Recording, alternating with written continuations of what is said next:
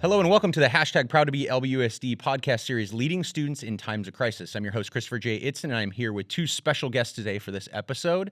They are directors of the Urban Math Collaborative, counselors from Wilson High School, Michael Crowder-Jones, and counselor from Cabrillo High School, Mr. Terrence Bryant. Welcome.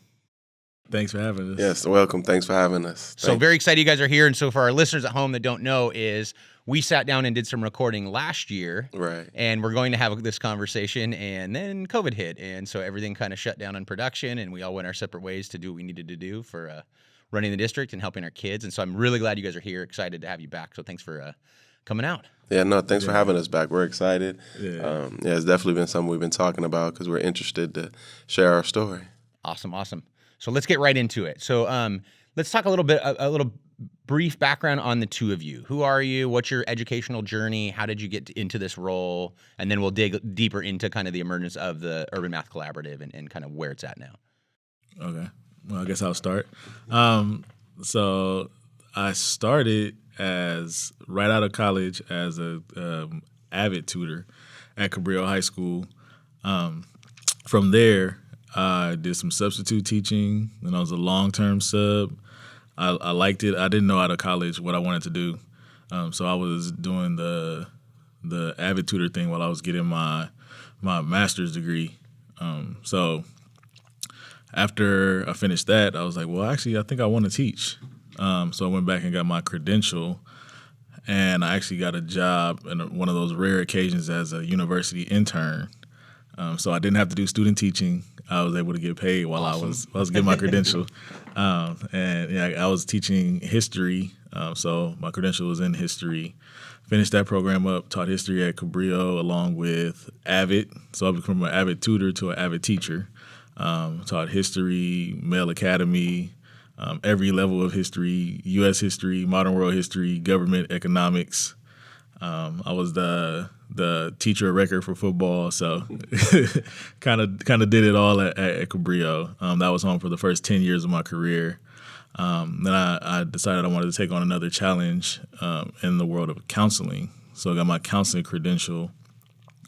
And, when you get your counseling credential, you kind of interview and you're in a pool. So I was just waiting for an opportunity. Thought it would be at Cabrillo, but I interviewed at Wilson, and I was hired at Wilson as an intervention counselor. So after doing some work for my first year as an intervention counselor, the former superintendent, Chris Steinhauser, came to the office and said, finish up intervention counseling, you're going to work for me next year. And I said, okay, what do you say? Yes, right? So once I found out what he was proposing, it was an awesome opportunity, and it was in many ways a dream job. Getting to work with young men of color and guiding and mentoring. A lot of the work that I was doing, similar to what I was doing before at Cabrillo, but more of in a college-going culture, A through G preparation type role. So here we are today. Awesome. And then for myself, the journey kind of started with AmeriCorps, right? I became, I want to say in 2010, 11-ish, something like that. 2011. Before the girls were born. So yeah. So 2011, I became an AmeriCorps mentor out here in Long Beach. And one of our placement sites was Cabrillo. And then so I actually got placed at Cabrillo, and then that's where the journey started with me and CJ, because I was placed with CJ in the Male Academy to work with students of color. And so from that point on, me and CJ talked. He worked as my mentor. He was like, "You're really good at working with the kids. What do you think about counseling?" And then I said, "I don't know." And our relationship built. I was for 2 years. I was placed in Long Beach Unified School District at Cabrillo in the Male Academy, and then finally I was like, you know what, CJ, I think what you're saying, I'm feeling like this is where I belong. This is what I like to do because my passion. I mean, ever since I want to say, just started college. I've been a supplemental instructor. I've been helping different students. And then when I transferred off to UCLA, I was also a supplemental instructor for English language learners. And then this AmeriCorps was like that dream job that CJ spoke of, because I got to work, I want to say, on a more social, personal level with the students. And so then when CJ was telling me about counseling, I was like, yeah, that's definitely something I want to do. So I applied to a couple different universities, got my counseling degree a few years later. And then as I was interning at Wilson, doing my counseling hours, and an opportunity was presented to me through the former superintendent, Chris Steinhauser, to run the Math Collaborative at Wilson. And he talked about program expansion from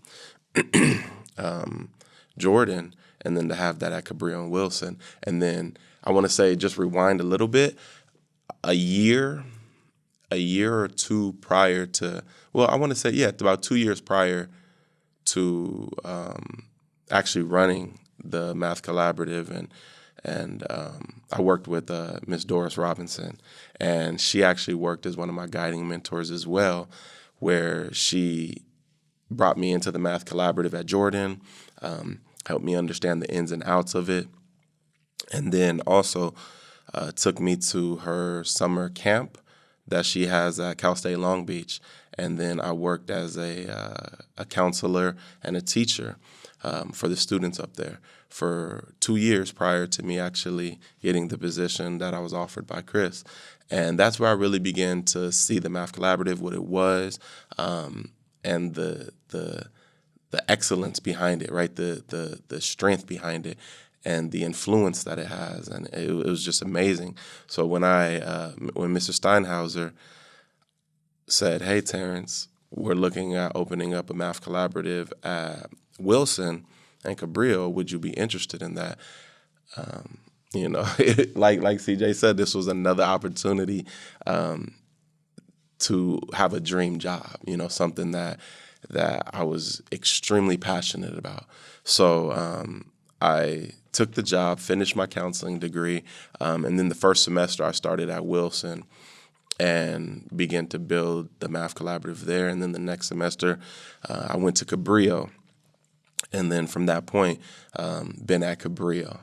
And it's just an amazing journey to where we are. And then looking back and reflecting that I get to work with almost like my partner in crime, right? So since I first got into Long Beach Unified School District, this is the mentor that I looked up to. And then so now having the opportunity to work hand in hand with them and co-direct both sites, because, I co-direct at Wilson, he co-directs at Cabrillo, and we work very close, and it's done intentionally. It's just like I couldn't ask for a better opportunity to serve students of color, and also to work with somebody that I have a great relationship with. So awesome. And it's so cool how it's just, your story is so cool too. It's like Cabrillo to Wilson, Wilson to Cabrillo. Right. I always think it's symbolic, like being a Wilson alumni and then also a former teacher, I worked at Cabrillo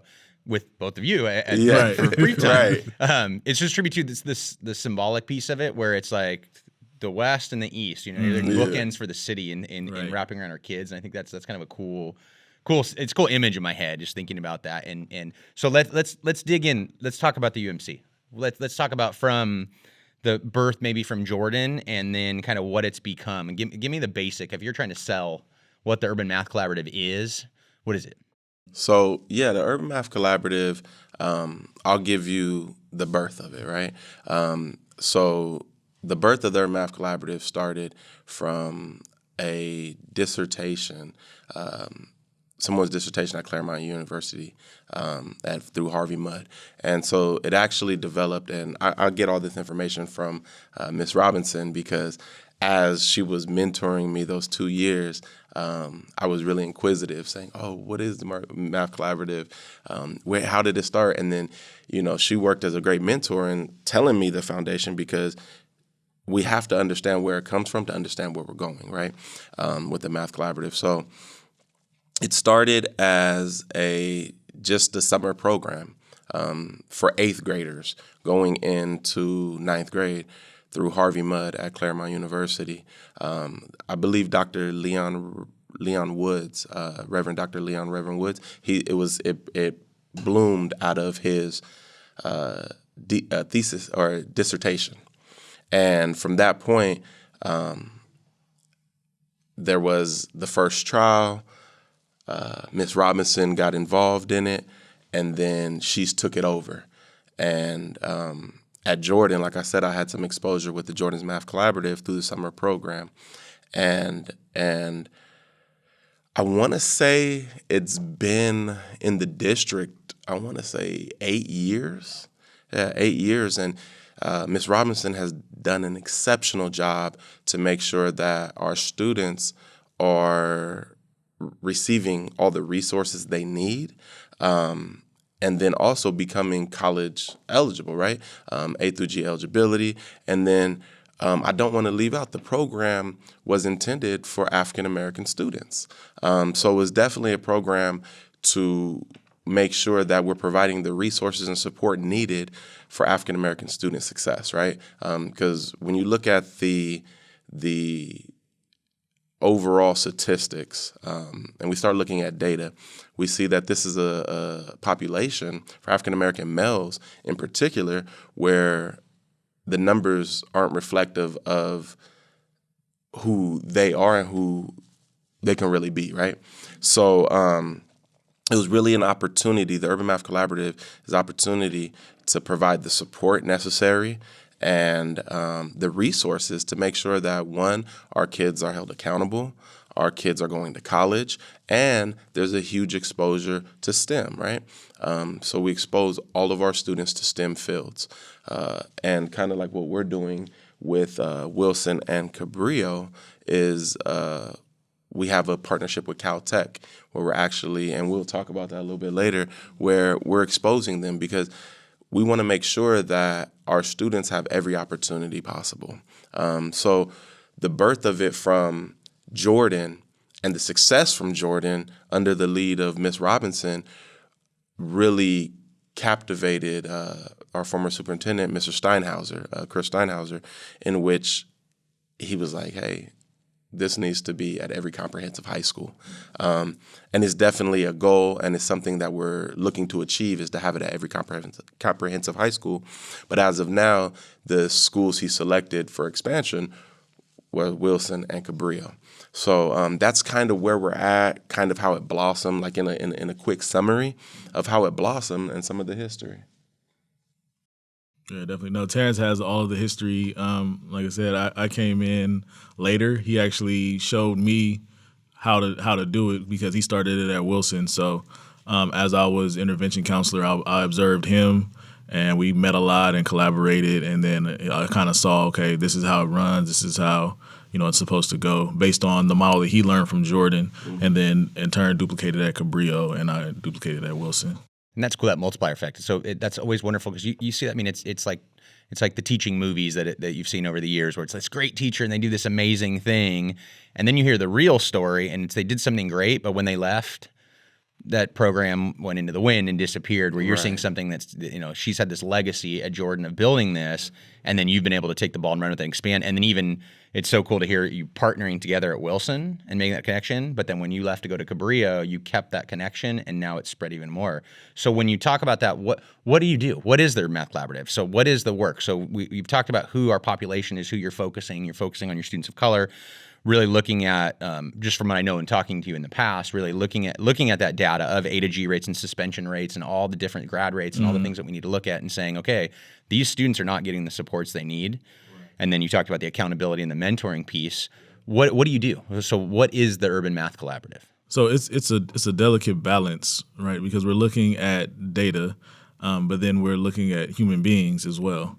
So we look at the data and get information about achievement, quote unquote achievement, in reference to grades and attendance and suspensions, but then we really get into the why. So even though the title is math and we focus on STEM, Really, we're doing that ground level counseling work. We're counseling families and students, and in many cases, teachers as well, because everyone has to work together in order to treat the students in the ways that they need to be treated in order to be successful, because we see that what's been going on from the beginning of education in this country for our students has not been working. So, Terrence, I know you want to elaborate more, but that's how I look at it when I think of our work. No, and just to kind of go off of what CJ has said, it's really embodying the idea of collaborative, right? Collaboration. We have a setup where it's unique, where we're looking at the student, we're looking at the teacher, we're looking at the home environment, and we're looking at the school as a whole and really focusing on how we can build those bridges across all areas so that our students can be successful, and so that students of color have the opportunity and the same resources, right, to thrive in an education system that historically hasn't typically been I want to say as a resource, as a solid resource. So the work that we do is very unique in the respects where we are on the ground, we're in the classroom, we are at the homes, right? We do home visits, we get in the classroom. It's more or less, and it's something that we've coined almost as a push-pull method, right? Where our biggest, and I learned this from Ms. Robinson, our biggest support system and the reason why the collaborative works is because of our parent involvement, right? Parent involvement is so key in the work that we do. And that's how we're able to utilize this push-pull method, because I can just think about myself and reflect on myself when I was in high school, when I was in the 9th grade. I was like, man, I don't want to do any extra work. I don't want to have to be a part of any program. All I wanted to do was play football and have my own interests, right? But what we do is early on in 8th grade, I want to say second semester of 8th grade, we start identifying students that would be quality candidates. And I'll let CJ speak a little more on that. But then once we identify them, we get them into the program, they go through an interview process. They interview with us, the parents interview with us, and then there's this whole selection process. And then from that point is really where we engage parents. Because like we explain at every parent meeting, sometimes the students don't want to come. In the beginning, students are like, oh yeah, I'm a part of this cool program, the Urban Math Collaborative. And then as the year goes on, as they develop more friendships, they start feeling themselves as students in the school. The Urban Math Collaborative becomes like, man, it's a program that calls my mama, right. That calls my mama when I'm not doing well. Get me in trouble. Get me in trouble. But it's that accountability piece, right? It's really holding our students accountable at a level that is seen to improve student achievement.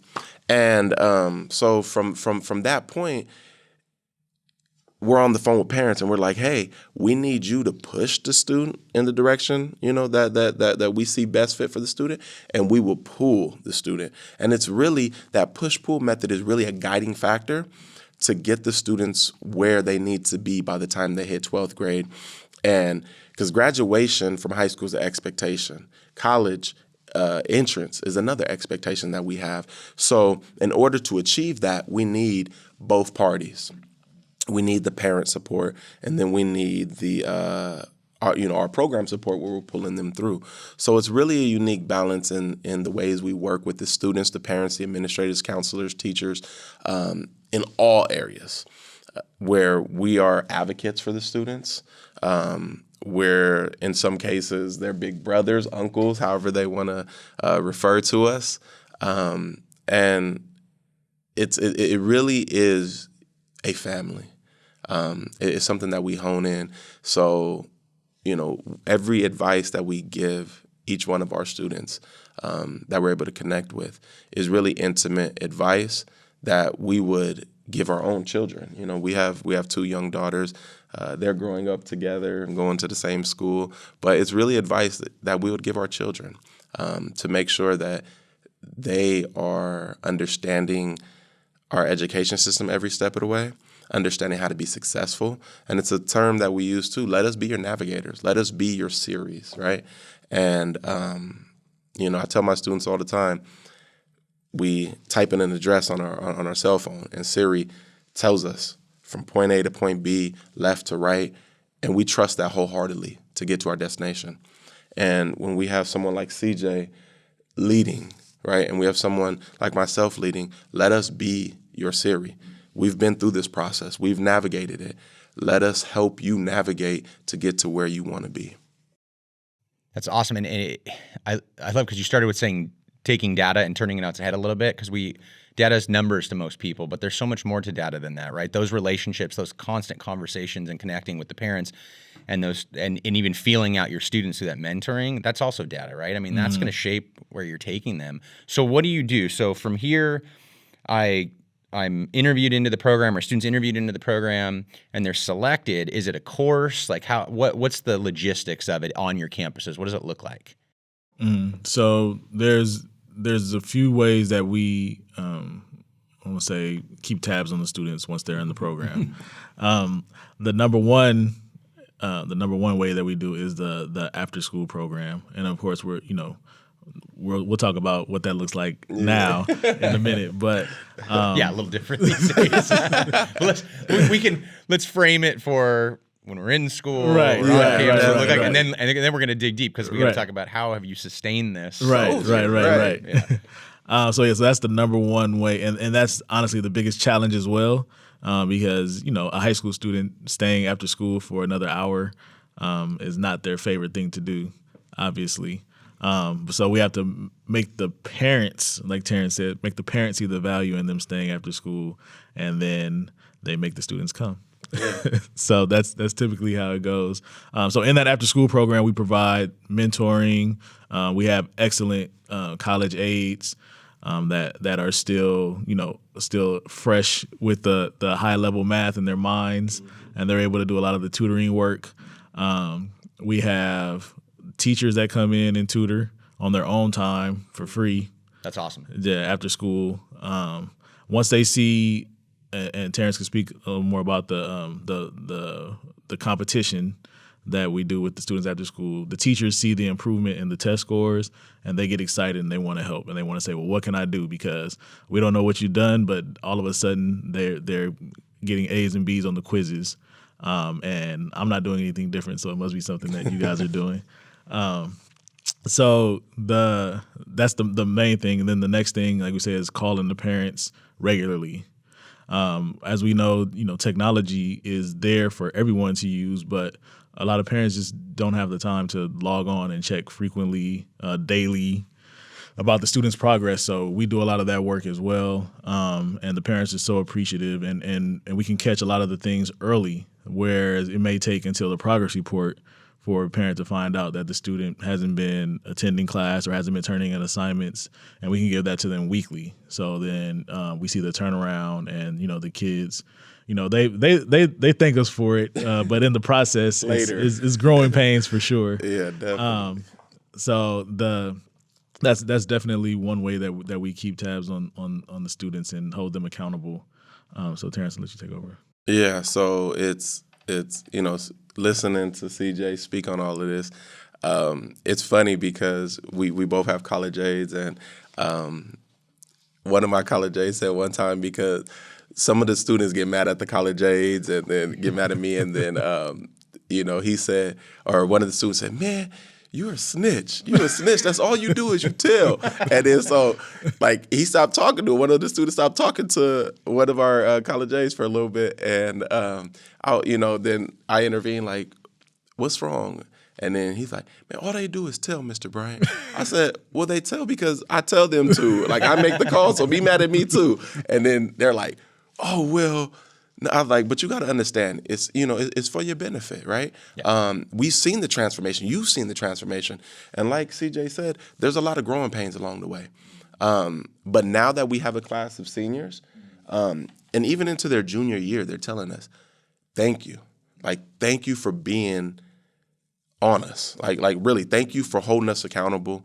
Thank you for being that person that pulled us through, literally pulled us through. Thank you for calling our parents. Just thank you, because they're coming up to their senior year. They've seen the growth and improvement. The data we see, we survey teachers, we survey parents, we survey students, right? The growth that we've been able to see from those students is immense from being a part of the program.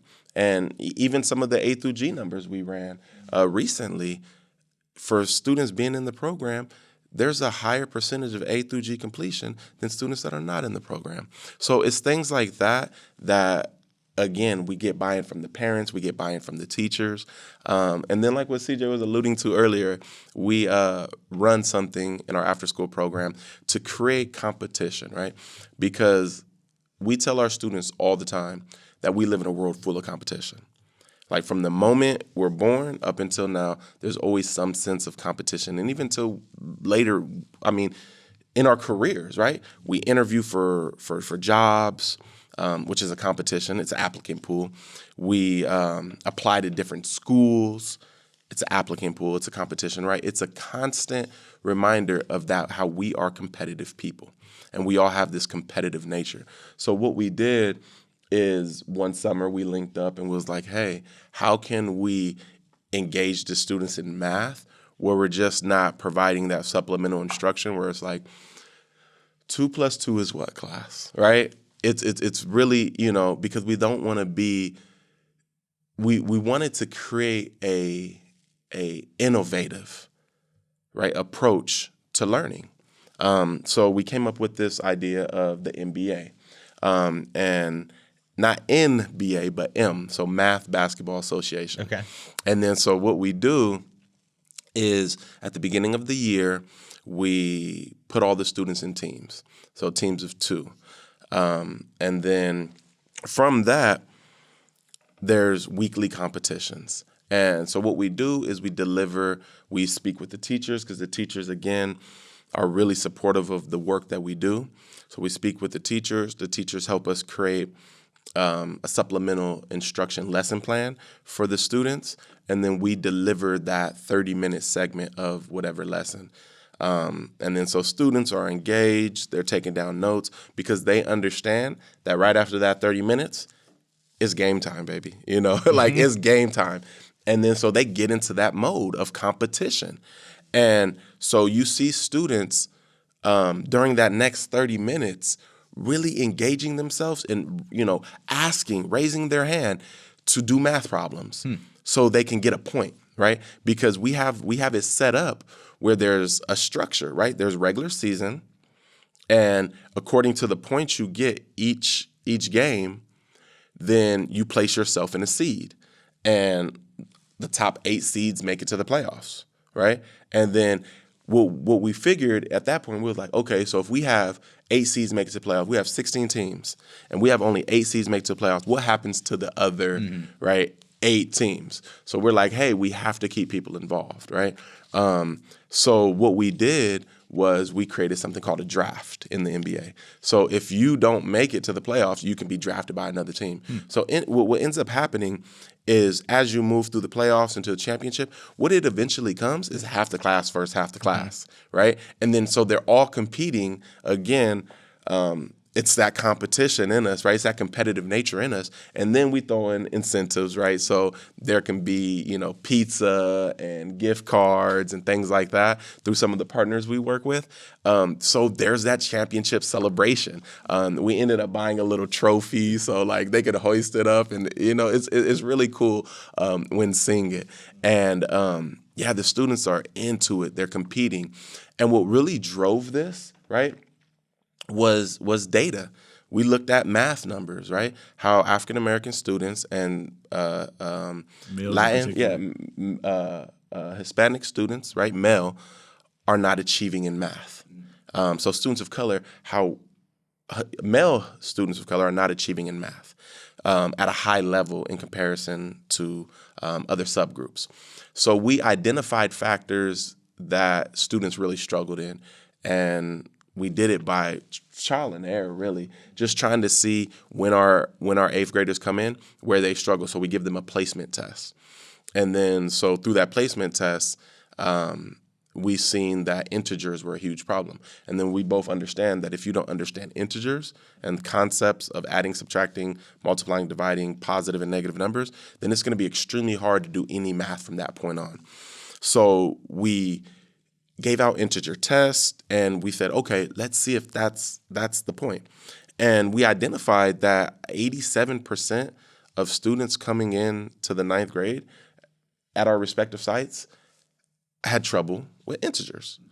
And so we were like, this is a target area. So we developed within the MBA something called fast breaks.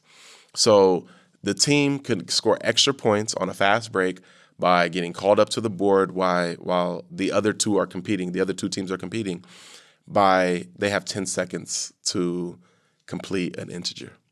So again, it's that competitive nature. They're like, I want to score for my team. And so they get up there and they do the integer and they're like, oh, wow, like I got it. Or dang it, I missed it. And then if they missed it, we explain what happened, right? And then and it's a repetitive process throughout the whole MBA where each team gets, I want to say like 2 to 5 fast break points. So it's that constant practice, right? And it's that constant engagement of student learning. And then the concept that we really wanted to hone in on is this idea of students teaching students. And that's why we pair them in teams. So peer learning, right? Where we have pictures, we have videos of students actually working together. Or say when the teams expand, one student may not understand the problem because both students on that team have to have the work in order to get the point. Mm-hmm. It's not like one can just have the work. It's not like one could carry the team, right? So like both have to. And then it's at our discretion where we say, okay, you have to explain this problem. You have to explain this problem. And then so we do that intentionally because if me and CJ was on a team and I struggled with math and I didn't understand distributive property and CJ was just the man and he understood it, right? Most likely I'm getting chosen to explain that problem. So then in turn, it becomes the student's responsibility to teach, to get the information, to teach me so that I can explain it properly to get that point, right? So you see that peer-to-peer interaction. You see the learning. There's so many different aspects that come around when we're running the MBA that the students just thrive. And then as CJ explained earlier, we started to see, and the teachers started to see an increase. And so where CJ spoke some of the language was from our surveys that we surveyed our teachers. Like, we don't know what you're doing. Keep doing it. We see improvement. Like in their math class, I don't know what you're doing. So and as the teachers begin, of course we talk to them. They say, well, we want to help with this, because we see their engagement. And that's the biggest thing. If we can get students to engage in their learning, the learning becomes much more meaningful, right? Instead of just having to memorize a test, right? They actually learn it. And then that lasts a lifetime. So yeah, the MBA is special to the program. And unfortunately, we haven't been able to run it over to Zoom because there's so many different factors to it. Yeah, this is an in-person. Yeah, this is an in-person. We run it at summer program with students in elementary school. Yeah, and it's just it brings out a different level of engagement. Students that were disengaged and weren't paying attention, didn't care. All of a sudden, they become the best math students in the competition because the motivation for students and I think this is possibly a paradigm shift in education, especially with young men of color. We're much more driven by relationships versus the grade, right? So we'll want to perform for someone that we feel is encouraging us, motivating us, cares about our well-being versus someone that holds the power to give this letter grade. So that hopefully is going to be a shift in, thinking culturally around teaching our young men. And that's huge, thinking of impacting I mean, beyond your program, where, you've talked about what came out of Jordan to what you're doing now, but what is the impact on the system? And then I'm glad CJ brought that up because I'm the math coordinator for the Ron Palmer basketball and academic camp over the summer. And so as CJ was explaining, we run the MBA in that program. And it's not with just Cabrillo or Wilson students. We, from early elementary to like eighth grade. Or even smaller than that, because they were some of the students in your class were like it was like 4th to 8th grade. Yeah, like 4th to 8th grade, all the way up to high school. So again, those students, I strategically place them, have them take a placement test, and place them based on how they did. And what you see happen from the placement test results from the pre-test to the post-test, we've seen consistently over the last, I've been the math coordinator for 4 years now, and we've seen a consistent 20% or more growth from the pre-test to the placement test, and that's because of that level of engagement that the MBA has on students, right? And again, we're talking about from elementary, from students all over Long Beach Unified School District, middle school from all over Long Beach, to high school all over Long Beach. So it's not just our select group, but this theory of practice is starting to develop as an actual concept that really works, right? That is really showing improvement from our sites at the Urban Math Collaborative to what we do in the Ron Palmer basketball and academic camp over the summer. It's awesome because all these things pop in my head, like gamification, right? Which is there's a whole bunch of theory out there on how that impacts education. I'm reading a book right now. I just started it, so I'm going to botch the name. I think it's called Broken Reality, but it's all about the data on gamification, the impact it has. And then the peer mentoring is so huge, right? Because there's safety in that, and there's safety when you're talking to another student who then you build a relationship with. And then that, if I'm teaching you, I'm going to know it 10 times better than if you just tell me about it and everything like that. And then having your role and your college aides as these mentors and supports that safety. But I think in all of that, I think when you put that stew together, what I hear is you give them a reason to care. And I feel like as a teacher, that always to me was the thing that mattered. And I hope I don't get in trouble with people in curriculum, but it's like I feel like 90% of teaching is getting kids. So when you say engagement, it's that getting them to care. Why do I need to do this? There's that old adage of like, class is your job and your teacher's your boss and your grade is your paycheck. And I always hated that because it created this transactional process in education that I'm doing work so that I get a reward. And that's such an oversimplified way, but it's like, no, it's learning. Like I'm growing myself as a human being so that I can be competitive and more successful, and it's going to impact everything I do. And so it's just neat to hear this like stew of all these different elements to get kids to care, because they're capable. Definitely. That's not the issue. So if they're not succeeding, but we know they're capable, then what's the problem, right? And that's what you're addressing.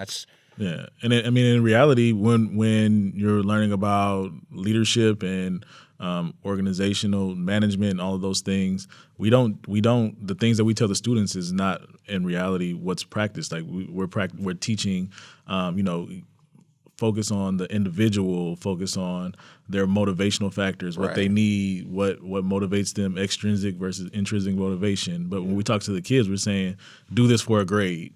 Yeah. So like it's really not congruent with what how they say the real world is. Yeah. Right. And then so we bring those concepts of that emotional learning because we look at it through the idea of like we got to look at not a student, but as CJ alluded to earlier, a person with so many different layers, right? And so we approach through that method.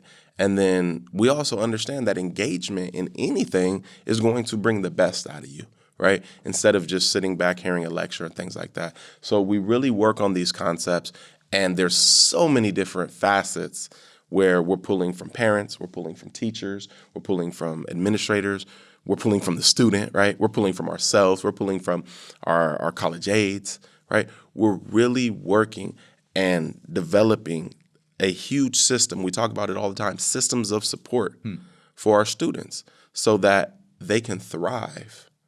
They can thrive in this environment and see that not only they're understanding math a little better, right? They're becoming more fluent in their math. They're becoming better communicators. They're becoming better leaders, right? There's all these aspects. Self-advocacy. Right, self-advocacy we teach.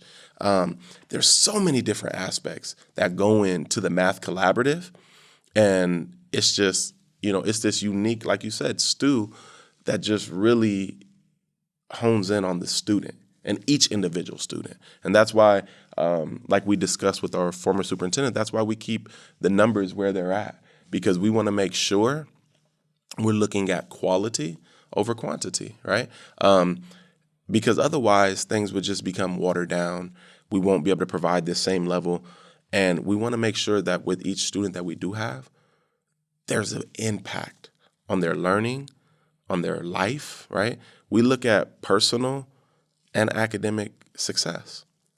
And so what does personal success encompass? It encompasses everything in their life, right? From home to being a bigger brother, being a son, being a nephew, being all these different aspects, being a student, right? And then just who they are, being themselves.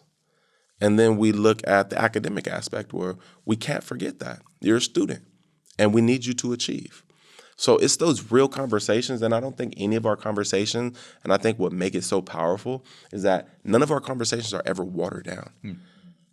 We keep it, like what the students would say, we keep it real. We keep it 100, right? we keep it 100 with you. And that's intentional, right? Because we don't want to guide a student or tell a student they could do or that they can achieve something or whatever the case may be. We're going to give every single one of our students the same advice that we would give our nephews, our children, right, our family, because that's what this is. This is a family.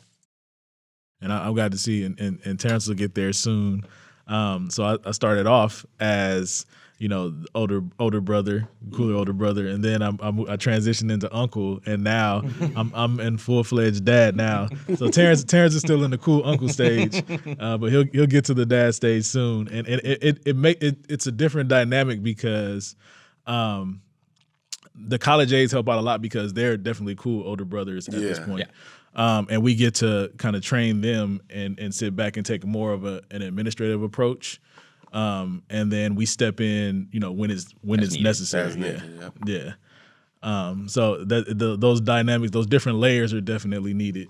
And just how the students look at us and in a lot of situations where students don't have male role models at home, we can step into that role with the experience that we have behind us now at this point. Right. That's you, and that's the whole. We talk about, we throw all these words around, these terms like SEL, social emotional learning, and the whole student, and all these pieces. But there's so much of intervention. I feel like has kind of become this bad buzzword. This like milquetoast. Like it's this intervention. What is that? And it's like we offer tutoring, and I'm not trying to attack anybody's programs because there's great things happening, in many school districts. But just from hearing you talking about the whole student, that I always struggled with when I would hear educators say things like, well, this is what it's going to be like in the real world in college, and so I have this expectation of them, without providing any of the support or mentorship to get them to be ready for that, because they're still children. Right. Like half their brain isn't developed yet. I mean, we all remember being high school boys. Right. Like, Definitely. Especially, a ninth grade boy. Yeah, like straight out of middle school. You're a kid, and so you don't have we turned it into saying things like teaching behavior, and I just hate that term. It's not teaching behavior. It's coming along and getting the why. What you said Terrence, what you said in the beginning, the why. It's not just the why you need this grade, but why do you need to have integrity? Why do you need to advocate for yourself? Why do you need to communicate effectively? That's not just so that I can get a job or just so I can get into college. It's going to affect every aspect of my life. So from that, I've heard you both talk a lot about family. I've heard the word family come up a lot. And I've talked, spoiler, I've talked to you guys before, so I know what you do with the families, and it's amazing. Yeah.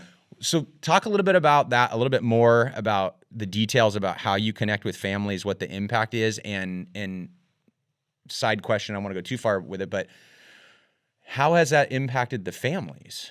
Your work. So, we're talking about students, which of course that's our focus, but have you seen any positive relationship building between families that maybe have had issues, so the student's struggling in school, but also home life isn't that great? Have you seen that kind of reverse, where now parents and kids are getting along better and connecting more? So I don't know, let's talk family, So definitely our jobs are unique in the sense of it's the hours are 7:30 to 4, but I mean a lot of our work is done from 3 o'clock to 7 or 8 o'clock at night. It's because the parents are working and a lot of the communication is done after school, and we do see situations where there's a disconnect between a working parent and a student when that one-on-one time is not there. So we can act as like Terrence said earlier, as a perfect analogy, a bridge between the parent and the student. And a lot of times we do see that through our work, the parents and students begin communicating with each other in a positive and healthy way. So it's not it turns into the parent saying, "Oh, you didn't do this work, turn it in," to, well, let's talk about why you're not getting this done. Like, what's going on in the classroom? What is because I'm not here, or do you need some more support? Do you need tutoring? Do you need this? And it becomes a two-way conversation because there's a change happening as well, and I think in parenting and parenting styles as we move into the 2020 and 20 and beyond, where it's not an equal playing field because it's still a parent-student relationship, but it's more of like, what is your input on the situation? Right. Whereas before it's like, do as I say and I don't want you to question me. Now it's like, what's going on? Like, how can I help? What can we do? How can we make this work together? And we I'd like to think that we have some input in that with our program, because Terrence came up with the brilliant idea of the Parent Advisory Committee, and I'll let him talk about that with how we can empower the parents as well. So. Right. So we've seen it at both sides. We've seen the connection, the growth, in parent to child, right? Parent-student, parent-child relationship kind of blossom.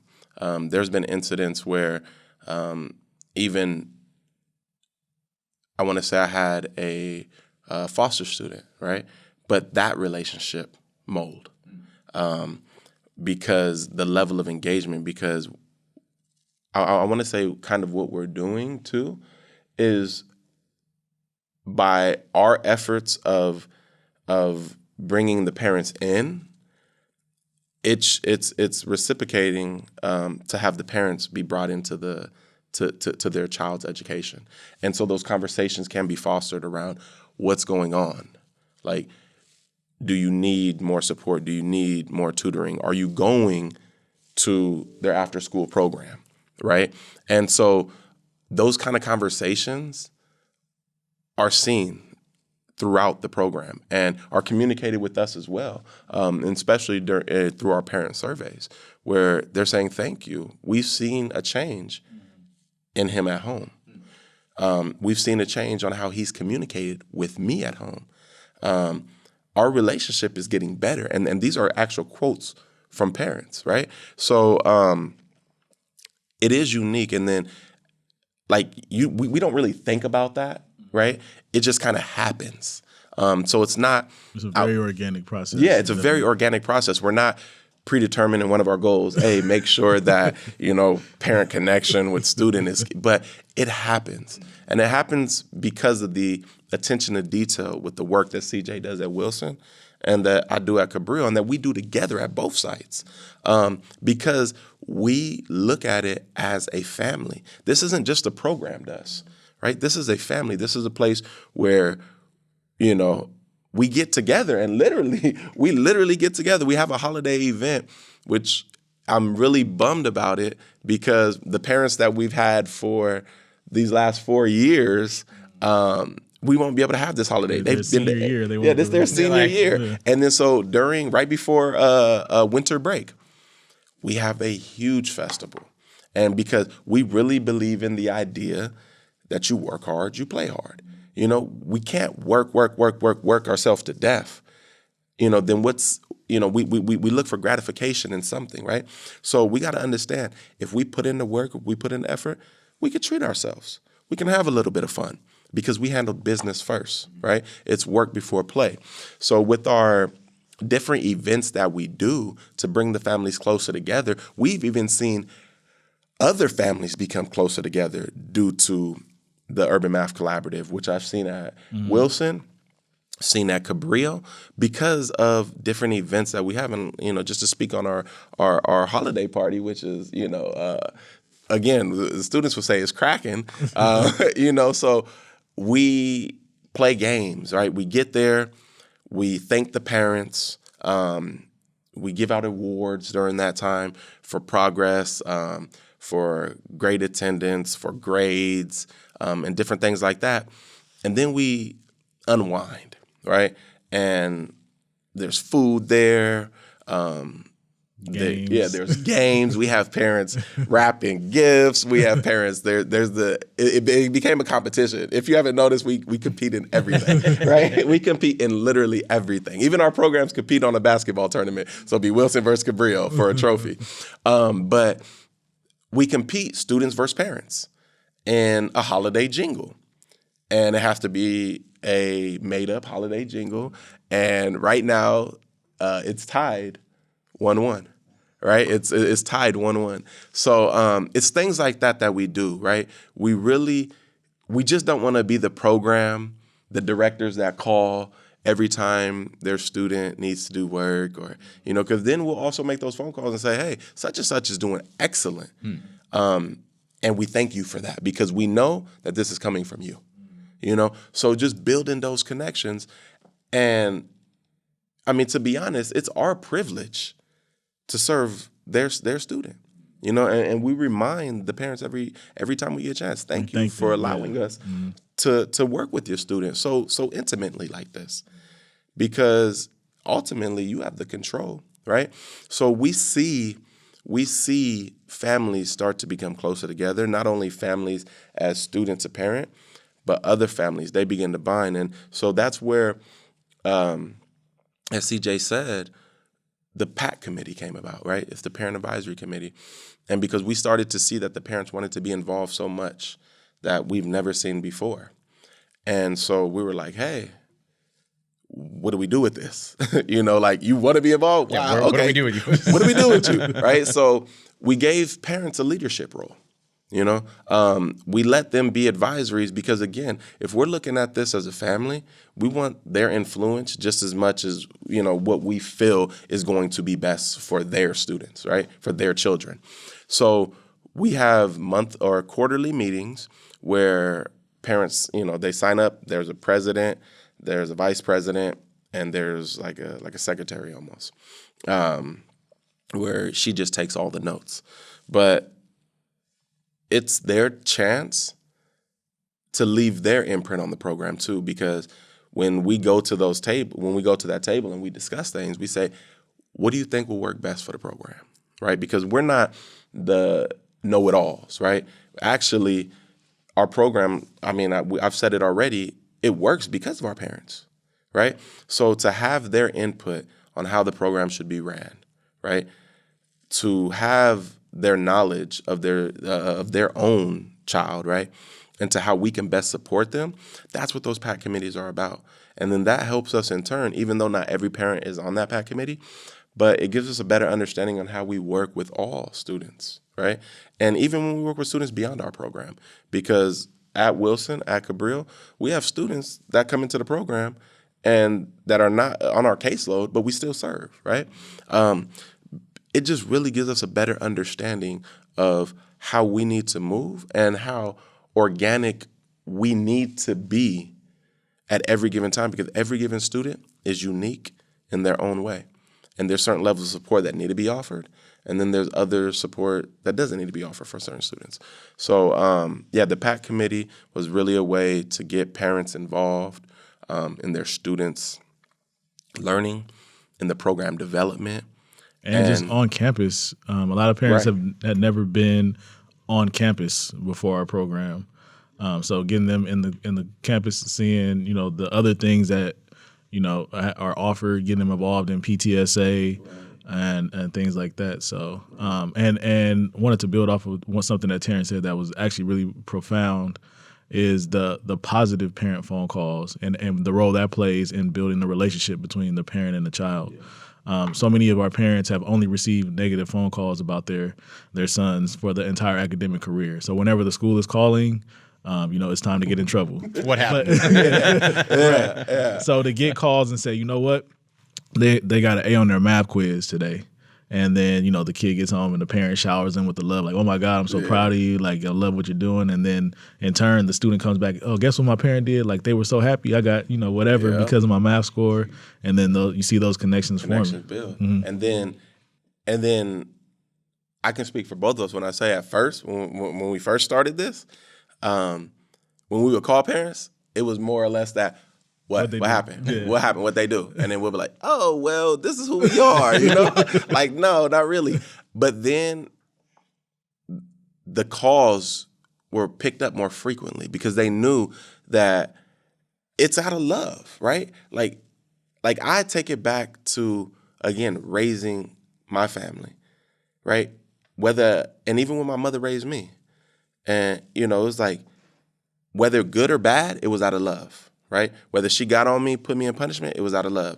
Whether I did something good and she showered me with love and gifts or whatever the case may be, it was because of love.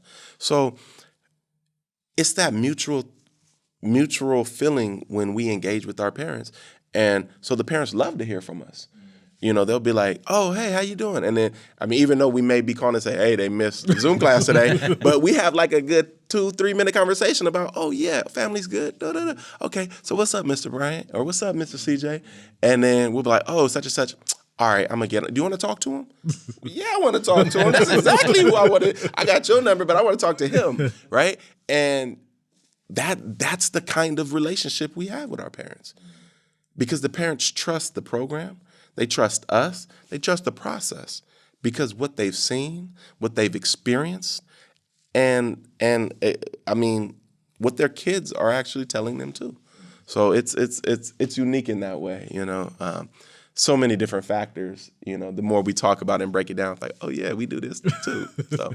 Well, there's safety for kids in that. I feel like if a kid knows they're loved by the staff they're working with and they have that mentorship role, then when you have to hold them accountable, I feel like it's a lot easier because you're not the authoritarian coming down on them and just, black and white, this is how it is. These are my expectations. There's a reason for it. So how long does that shift happen with your parents? Obviously every parent is different, but I'm just thinking you have legacy parents, right? That have been there more than 1 year. Yep. So sometimes are they the parents that are telling the other parents like, hey, just trust the process. Don't worry. I was you and my kid was a 9th grader. Now he's an 11th grader.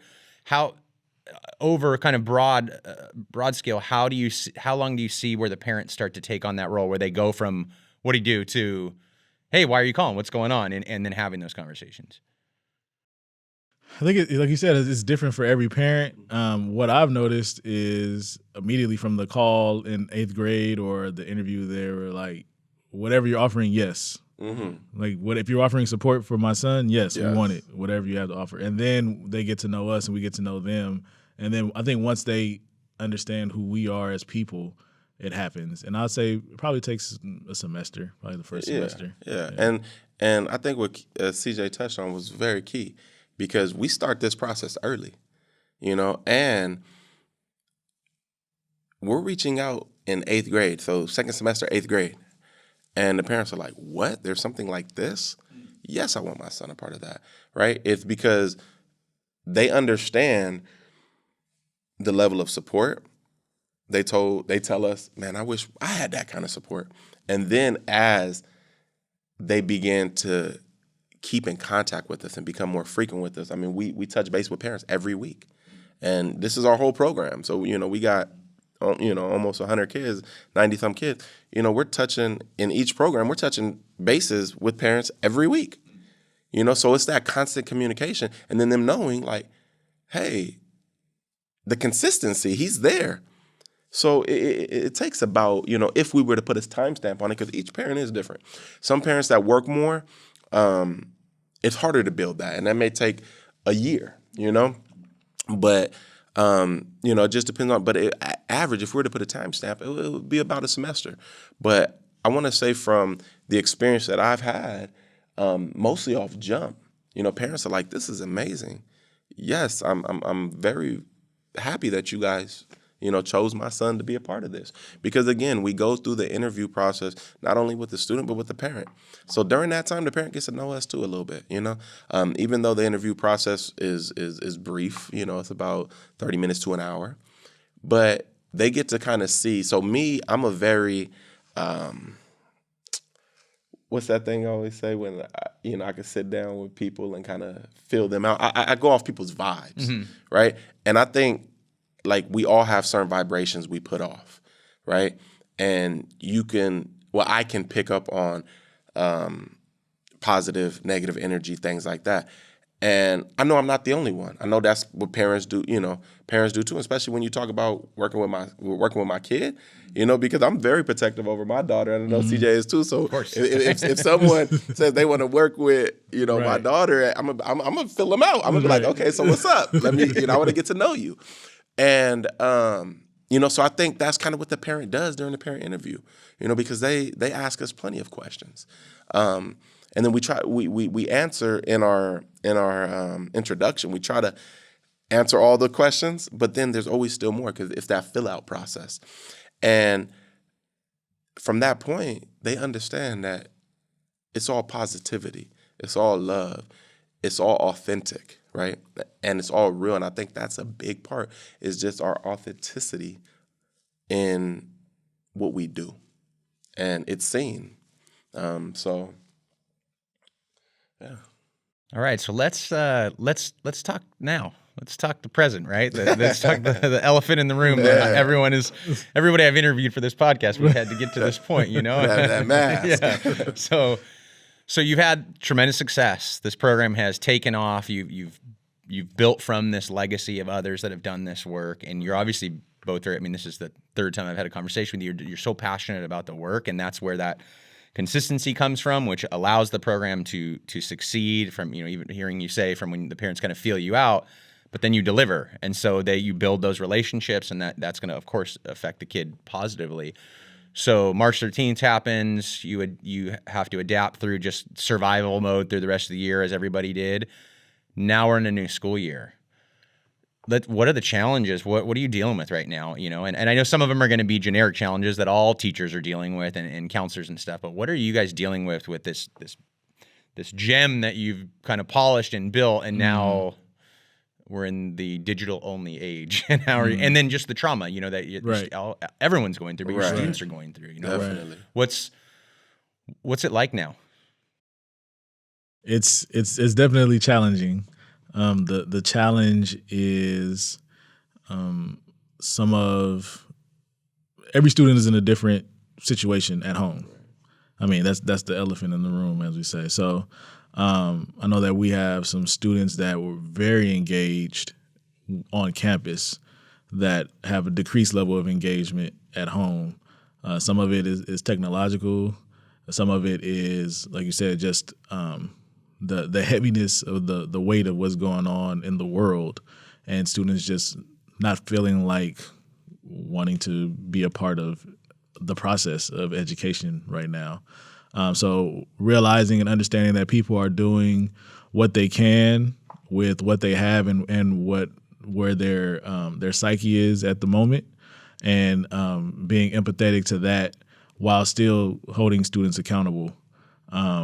There's been the challenge, and talking to parents and kind of bouncing ideas off of each other of how we can get the students motivated, how we can help each other with both of our jobs, the parent job with the student at home, and our job with the student not even on campus, but on the virtual campus. Right. It's been a challenge, definitely. And to go off that, we go back to when we do get to talk to the student, just being authentic, and we say, hey, we know that this is, a challenge. It's a challenge for us. And I've told plenty of students that I want to be back in person, right? And they're like, I do too, Mr. Bryant. And it's just being real with them, and understanding that we're in this together. We're in the same place together. But I think one of the most challenges is this not being able to have, and again, it's because it's in a virtual setting, not being able to have that immediate access to them. When they're at school and they don't show up, or they're walking around campus, or there's a behavior issue, or they need support, we have that immediate access because we're on campus with them. We can go and say, hey, we're here. What's up? Now we have to go through different layers and levels, right? We have to try to see where they're at, right? If they're not in class, right? Then we got to call home. We got to call parents. It's different layers. And that becomes extremely challenging because we still offer these same services where we're logging in to classrooms and we're checking to see if students are there. We're monitoring behavior. We're note-taking so that when they leave class and they need help with that class, we have a basic understanding of what's going on, and then we could revert back to what we know and what we went through and be able to help them at a better level because we've spent 15 minutes in the class, or our college aide spends 15 minutes in class taking notes on what they're doing and then leaving. So then we have that, like, oh yeah, in math, you guys were going over this, and then we could just refresh our own memory because we've been through it and then be able to assist them better, right?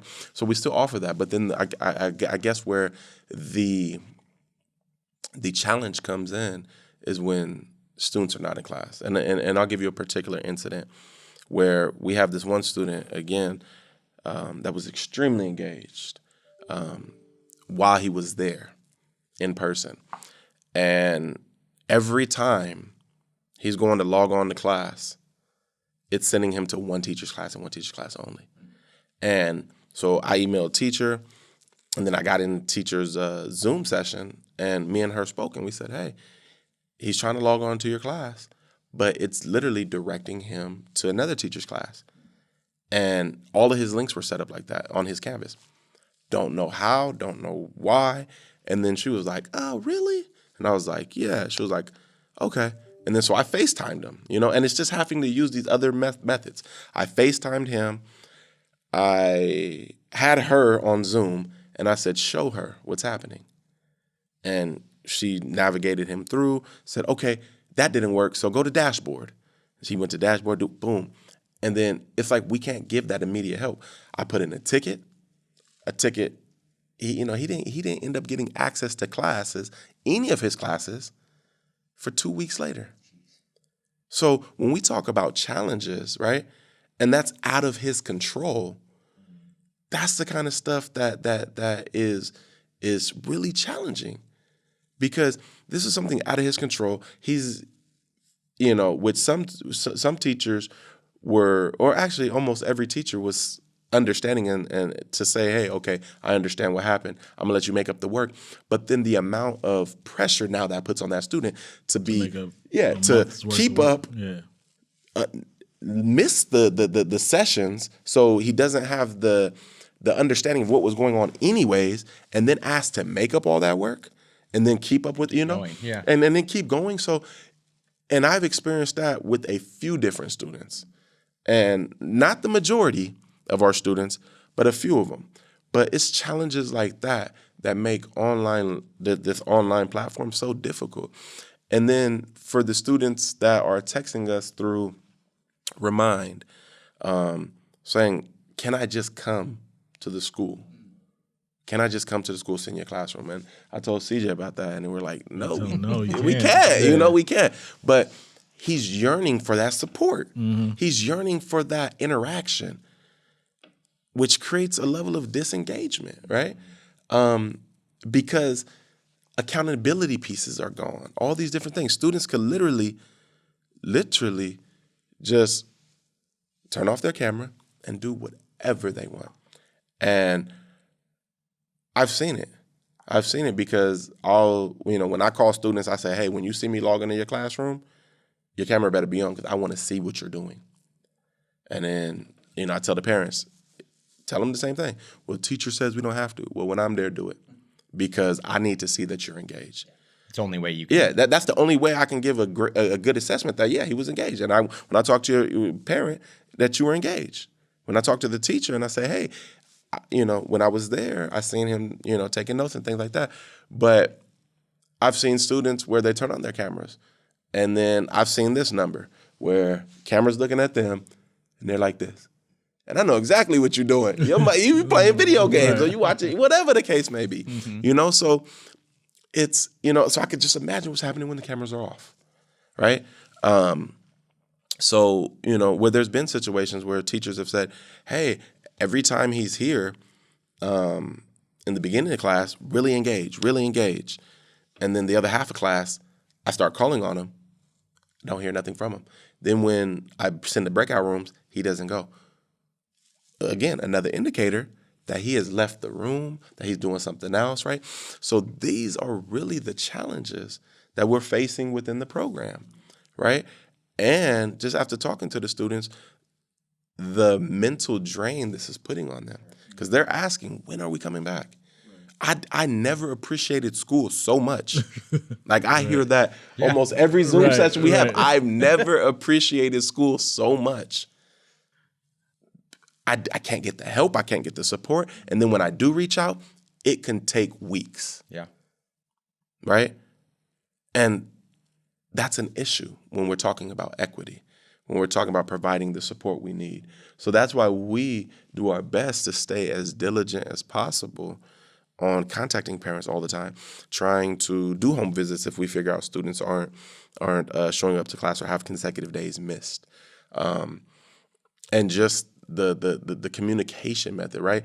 It's easier to communicate like through person than it is through email, and that's what I've seen. Or students being not let in to the Zoom session until after, where I've had to do situations where I call the student.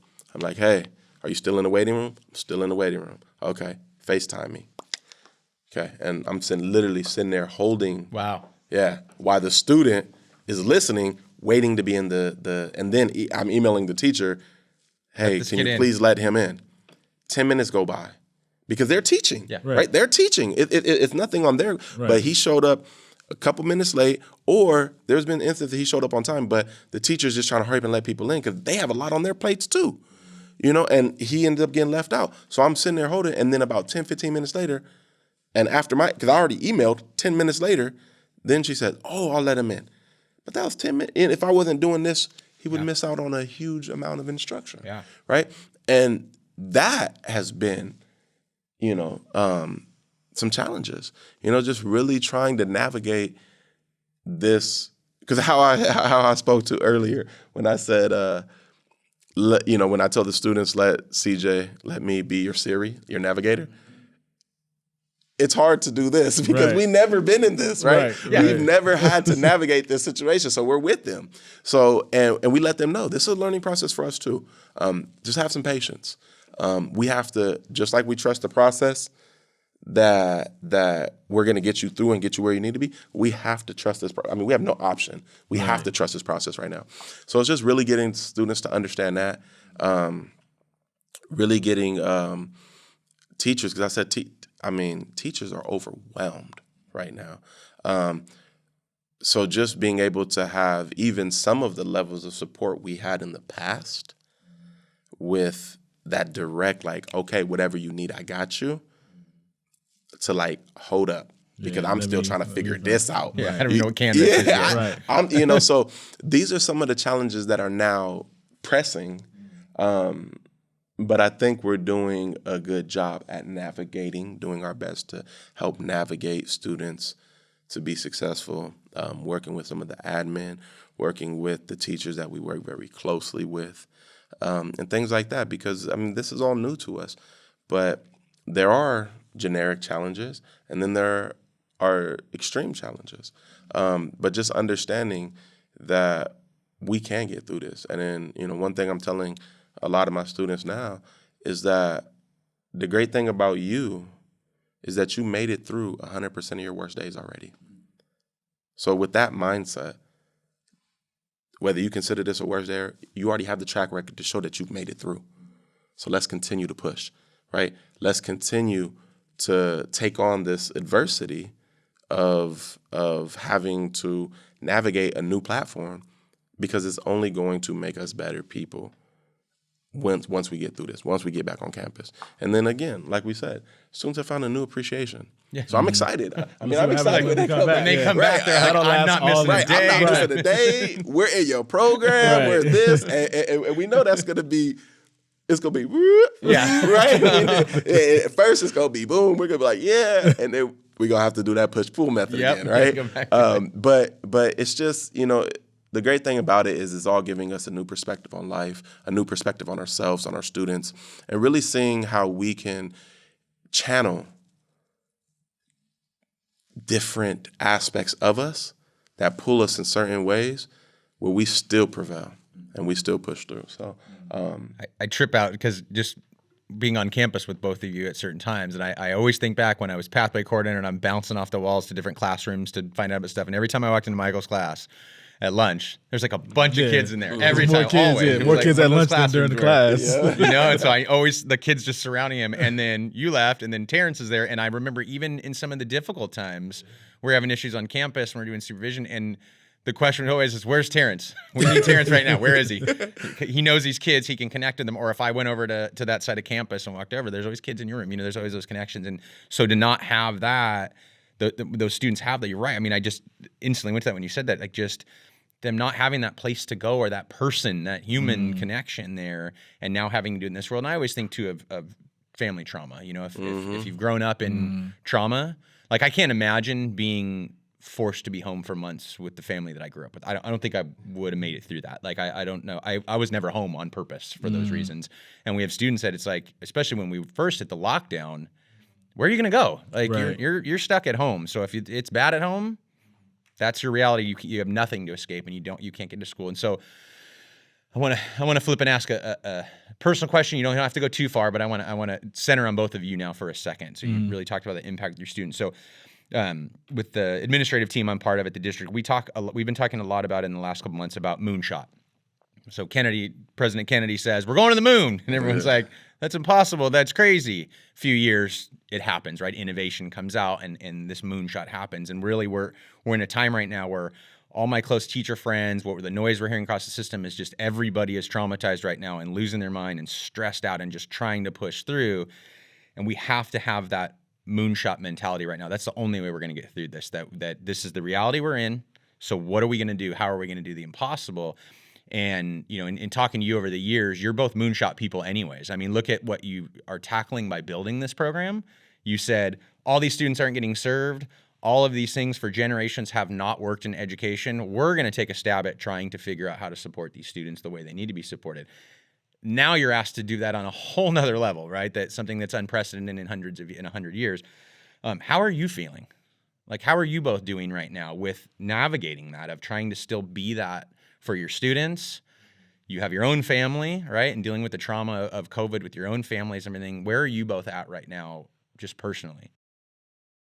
Well, on the academic level, based off what you said, is the part that's really strange is the best word, is being in the office and no students coming in all day and working and having Zoom calls and students on the Zoom, but that constant, like you say, students popping in, even when they're not supposed to, checking in, hey, how you doing, whatever, not having that's been probably the most difficult part. As far as personally, getting used to, at first it's like, oh, this is nice. You get to be around the family all the time, reconnect and all of that. And then it's like month 3, month 4, month 5. Okay. And then, that constant, no other way to say it, the constant fear of like, am I touching the wrong thing? Am I, when you're interacting with people, like, oh, do you shake his hand? Do you not shake his hand? Do you hug? Do you not hug? Do we have a mask on? Am I too close? Am I too far? Am I 6 feet away? Yeah. All these things are going through my mind all the time and constantly processing that. It can be overwhelming, but I'll say at the same time, the idea of, having a place to go to, having a place to be, Having the technology, I've used FaceTime is probably the only way that I use the phone for the most part now, where I never used it before. So yeah, just like you said, having that moonshot, having the different ways of adapting, and we're just adapting as we go. So, and then for me, it is difficult. It's difficult because I'm a very personable person. Like I love being around people. Extrovert, right? I energize off people, right? So I love that, and I remind my students all the time. And so when we get on Zoom, they're so used to having their cameras off in class. I'm like, put on your camera. I say, and I take my laptop. I say, look at what I'm looking at. Nothing. And then I see you guys, nothing. Put on your cameras. I want to see your face. Like, that excites me now. Like, I want to see somebody, right? I want to, because I'm in an office alone and I hear crickets, not really, but I mean, it's quiet. You might, right? Right. It's quiet. I look outside of my window, there's nobody passing. Like, it's just like I've referenced, like, wow. Like, when my college aide comes to work, I reference, man, I feel like we're in a zombie apocalypse. Like and then sometimes I'll hear music over the loudspeakers because I guess they're testing stuff, and I'm like, wow, this is crazy. Like, I feel like we're about to get attacked. It's just a whole different dynamic. And like I said earlier, like I don't like it, and I tell my students openly, I don't like this either. I don't. But it is something we have to adjust to. And there's days where I'm like, yeah, let's go. And then there's days that I have to, I call on CJ to pick me up. So I know when I'm not 100%. And, CJ, I need that, I need this motivation. He started sending me morning messages, yeah. Right? Because like I energize off people, right? I energize off people. And being alone, it's such a lonely thing, right? And so I can just imagine, and these are the conversations I have with my students, I can just imagine how you may feel. Because I know if I'm feeling this, and I'm supposed to be an adult, in my 30s. You're the mentor. Yeah, I'm the mentor. I got this and that. Then yeah, I gotta be able to understand you, because this is how I feel. And I'm open with the students with that, because I don't ever want them to see me as not being, as much as there is that level of I am the program director, even though there's I want to say a power shift but I want to even that out as close as possible, because they need to understand some of the stuff that they go through, especially now that we can't communicate. Some of the stuff that they're going through, I feel too, and I'm experiencing it too. And it's okay to experience that. And it's okay for us not to be motivated. It's okay for us not to want to go to school. It's okay for us not to want to attend class. It's okay for us not to want to do these things. But then, in turn, it's what we do once we have that feeling, right? And that's what I tell them. It's okay that you didn't want to attend class. That's perfectly fine with me. What's not fine with me is you chose not to attend class. That's the problem. Because I feel that way too. Sometimes I don't want to attend this Zoom session, but I have to. And it's what I do. And so it's really building on that and being a model, right? Being a model that they can look up to, in a sense, where they say, okay, Mr. Bryant can do it, CJ can do it, then we can do it too. Because we never want to set the bar so high where they feel that looking at us is unattainable, right? We want them to see themselves in us. So if we can do it, they can do it. But it's also, again, I'll go back to it, it's having those real conversations with them. Not saying, oh my God, I know you don't want to do it, but I'm at work every day. It's saying, hey, I get you. I 100% get you. Just yesterday, I called on Mr. CJ because I was going through some stuff because I hate being alone. But it's just, it's been a process. I mean, it's been a process for me to adjust because, like CJ said, it was nice. It was nice at first. It was like, cool. I got to. One thing I've always talked about going through school when they say, what's one thing that you value? What's one thing? I love being with my family. I love being with my family. And I just, that's my happy spot, right? My two daughters, watching them grow, watching them develop. I love it. And then I got that opportunity during COVID to, March 13th. Be there. Boom, I'm there. And it's like, I love it. And it's like, wow, there's so much. It's a new learning process because you have to balance work. You have to balance a whole nother aspect of your family that I never had to balance before. And it was like, wow, like work kind of gives me that balance, right? Because I don't have to be there 24 hours a day, 7 days a week. Because I have to go to work. So just being, and then coming back to work and, being excited about that, like, okay, cool, we get to go back on campus. And then no one there. Yeah, and then hitting that slump again. Like, oh my God. Wow. Like, so for me, it's been a roller coaster ride. But like I tell my students, I've made it through 100% of my worst days. I'm still here today. So I'm going to continue to push. And that's always been my mindset, is to continue to push. No matter what happens, no matter how things unfold, continue to push. Because that's the only way we're going to be able to make it through. That's the only way we're going to be able to prevail. And again, I understand that it's bigger than me. CJ understands it's bigger than him. We have, whether we realize it or not, we have over 200 plus kids looking at us as a role model, looking at how we communicate with them, looking at how we speak with them, look how we communicate with their parent, looking at how we hold them accountable. And if we're not doing our part, then that's reciprocated throughout our whole program. So just having that in mind and knowing that we have the eyes on us, even when they're not physically there, kind of keeps things going.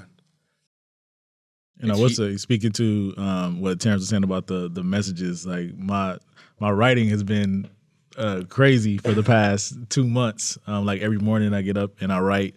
I'm working out 5 days a week, which I hadn't done for a long time.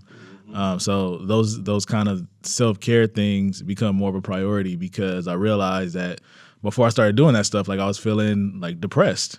Like it got to a point where I'm like, I don't feel like myself. So figuring out things to do in order to like relieve some of that stress, get some of that stuff out of my head and physically working it out has helped a lot. And I'm thinking about like now sharing that stuff with the boys and like, what are you guys doing to, like there's students that have said they haven't left their actual apartment in 3 months. Wow. Because their parents will not let them leave the apartment. And they can go and sit out on the porch for a while, but as far as leaving their actual environment, they can't. And then it's something that me and CJ talked about, those messages they share, because I love them. There was one that I didn't tell you about yet that I disagree with. That was that LeBron one. That was that LeBron one. He made a reference to LeBron not taking the last shot. And I was like, no, I got disagreement with that one. But they've been off the charts. And it's something that me and CJ have spoken about. Right now, we're in the process of he sends them out and to create a curriculum out of that. Because his messages are so powerful and they're so distinctively at the core of everything human, right? It's so experiential. When you read it, you know it. I mean, I don't think one person can read what he writes and they haven't experienced it in some way, shape, or form, right? So now I was like, CJ, we need to take this, if you don't mind. I'm going to go through it, and I'm going to create little lessons off it and create a little book and create a lesson plan because that's something we can use. And he's like, go ahead, go at it. And then so, like he said, it's something that we plan on implementing with our students, but also I think within the family. I mean, I share it with my family because, like I said, it's so personal, it's so experiential. And it's powerful, and it's something, like I said, if anybody reads what he writes, it's something we haven't experienced or that we have experienced in some way, shape, or form. So, it's things like that. Like he said, it keeps him sane and keeps him going. When I get those messages at 6 something in the morning, I roll over. I'll be like, I like this one, like that. That's what's up. Let me go. Get out of bed now. Let me go. And it's so powerful. And I thank them for that, and I continue to thank you, because he has a goal, and his goal is to do it 365 days. So if I ever don't receive a message, I'll be doing like I do with the boys. I'm gonna call them. Hey, CJ. I need one of them messages today. Message? Right, I need it. There was actually one day where I just overslept, and and another one of my good friends texted me at 7 a.m. like, "What's going on? Where's the message?" And I was like, "Man, you don't even respond to the messages. I didn't even know you get them." He's like, "No, I read those every day. I just don't I don't tell you about it." So Awesome. Yeah. Well, you're talking a lot about it in your perspective about, we talk about, you said modeling, that word popped up, and I think of that modeling. Vulnerability right now is so important in an appropriate way for our kids, but modeling that, like, we're humans and we're all dealing with this stuff too. But then, like you said, modeling, how do we keep going? How do we really take growth mindset and all these ideas that we've talked about for years and that we drill into kids? But okay, now is the time where you really have to do it. I mean, what are we going to do? We're stuck in this situation. There's nothing. This is moonshot time. This is what it is. Right.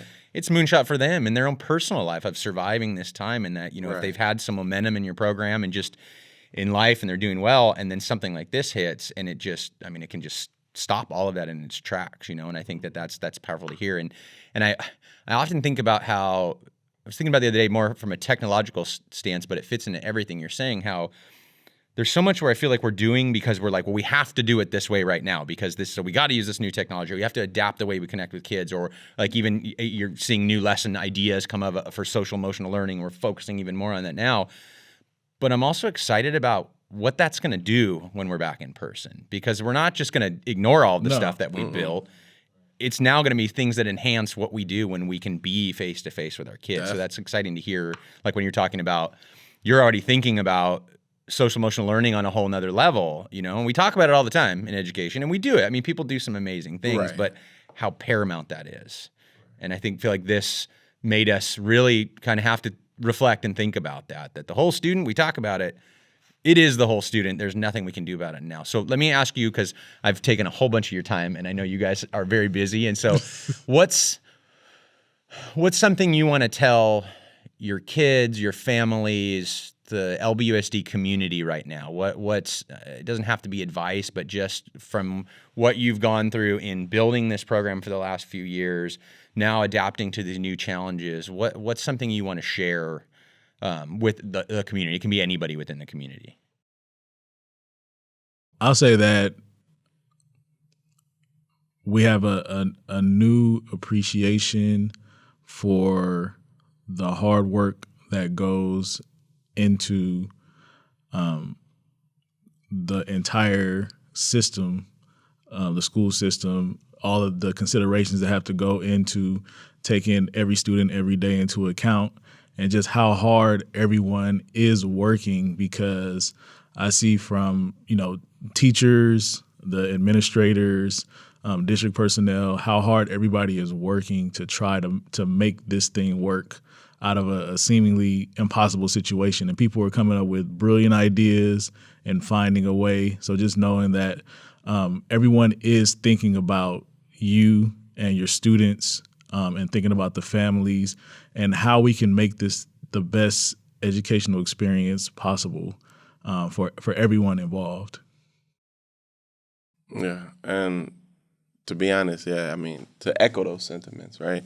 Same thing. I mean, you see the work from the administrators, you see the work from the counselors, the teachers, you see the work from the food services personnel, right? You see all levels of support from our CSOs and everybody on up.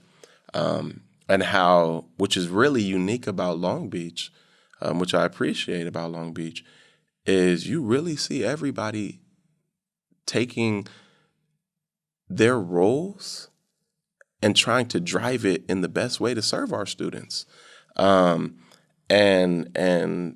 really genuinely trying to make what CJ said, something out of nothing.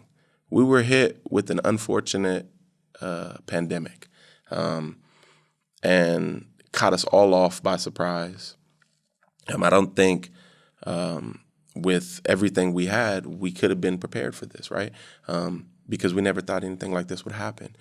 But to see the attention to detail that the teachers are putting in, that district personnel has put in, that, like I said, from custodials to food services, just even that, I mean, that piece is huge, food services, right? Yep. Supplying meals to families, breakfast, lunch, and dinner, that's huge. And, especially in a time where a lot of parents lost jobs, a lot of people lost jobs, right? So just to see how the community of Long Beach, how Long Beach Unified School District is not just a school, it's a part of the community, right? And the people that work in Long Beach Unified School District, they're not just employees, they are a part of the community. And to really see how we as a district has taken on that role of being community advocates in a sense, is just inspiring.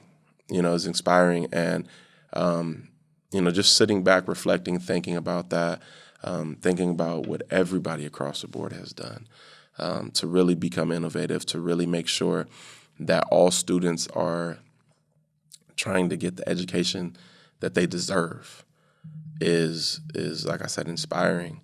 So that would be something that is something that I think of, but that's something that I would like to leave with the community in ending this conversation, is that it's a full circle, because then you see the community doing their part too.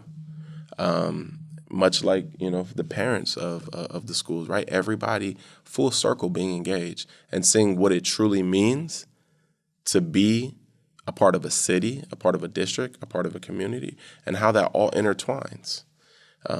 So it's a special moment. I think it was needed for the growth of our community, the growth of our district, and the growth of our students. I think that this situation was needed, as unfortunate as it is, in many different respects. I think it was something needed so we can look at different ways we can approach education, different ways we can be involved and support the community, and different ways we can just be more united as one. So I want to thank you both for taking the time to come down to the studio and having this conversation. We're looking forward to seeing, what the Urban Math Collaborative does for students through this, and then when we get out of this, and what new innovations you guys come up with, and how you just multiply this work. So we just appreciate you being here today. Thank you. I'm going to plug the social media, Urban Math Collaborative social media. Yeah, plug your social media. Yeah, so the Urban Math Collaborative, we have it on Instagram. It's at Urban Math Collaborative. All one word, right? Yeah, all one word. It's at Urban Math Collaborative. Then we have Twitter. You post on the Twitter. We both. Do we have Urban Math Collaborative Twitter? We don't have a specific Urban Math Collaborative Twitter, but those are more like district. Like we post all district work, but we do post our Urban Math Collaborative work at it's at T Bryant 0115, and then CJ's. And then it's at M Crowder Jones. Yeah. So we post our work there, and then we're in the process right now of completing our website. So in the near future, we'll have our website up, and we're really excited. We're just really excited about what these times give us the opportunity to do. Awesome. Well, thank you guys. Thank you. Thank you.